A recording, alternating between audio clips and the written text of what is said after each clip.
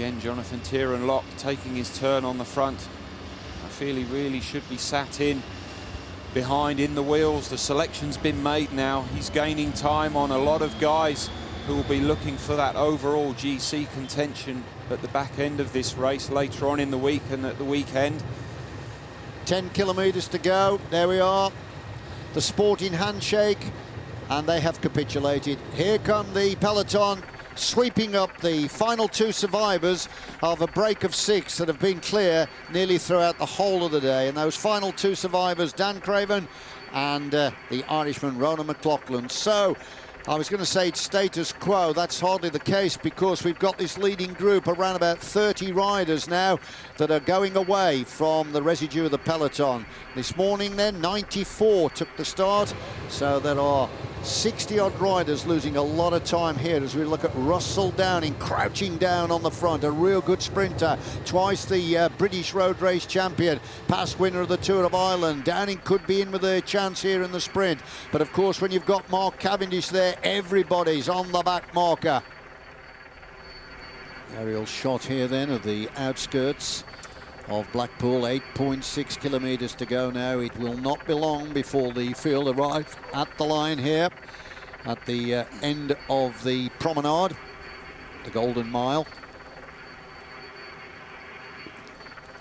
Scene of so many bike race finishes. Many years ago, it always used to host the finish of the milk race and the start for many, many years. The run-in, not like the run-ins we've had on the previous stages. Technical, this absolutely straight, almost straight as a die once they get on the promenade with 3 kilometres to go. So it will then be all about control at the front with the power of, no doubt, the Sky team, and one or two others will try and profit from that. With the kind of running like this, Rob, it's difficult, isn't it, to see how anybody can stop Sky getting this? Yeah, on paper, these are the team to beat, and obviously with a rider like Mark Cavendish, as we saw yesterday, when he's given a clear run and he gets his timing right and his teammates give him the lead out that he requires, there's no stopping him. Well, the likely threat, of course, is going to come from Leigh Howard, the overall race leader. He's proved that he can, well, take the winning spoils away from Cavendish. He did it in Knowsley Safari Park, although there I feel that Cav laid off the wheel a little bit to give Luke Rowe the chance, and of course the Australian profited from that, and then Cavendish left himself a little bit too much work to do. Yeah, he did, but that was the only time that we've seen anybody sprinting head-to-head with Mark Cavendish, the only rider who's able to take a victory away from him. So Leigh Howard will certainly be one of the riders that Cavendish, if not the rider, that Mark Cavendish will be worried about. But I think his concern is just on his own effort and the effort that his Sky teammates can give him. Luke Rowe, I would imagine, he'll be the last rider to drop him off and try and set him up for the victory here. And I'm just looking back.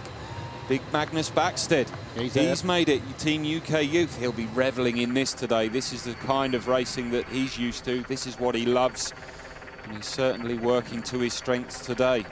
So Maggie Backstead right up there as well.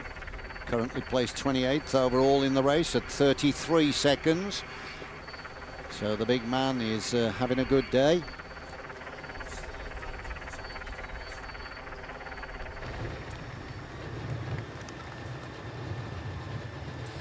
Well, I can tell you that the advantage for the leading group of the peloton is 1 minute and 23 seconds. How important is that going to be then when we go to count back on the next stages? Jonathan Tiernan-Locke just moving up the line here. There's Magnus Backstead, number 152. One of the Garmin Sharp riders as well, tucked in the wheel.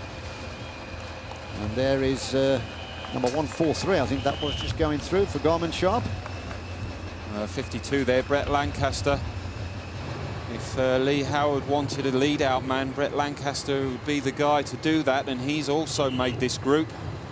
It looked like there's only one Liquigas rider, and that's certainly not the team leader, Basso. It looks like Caruso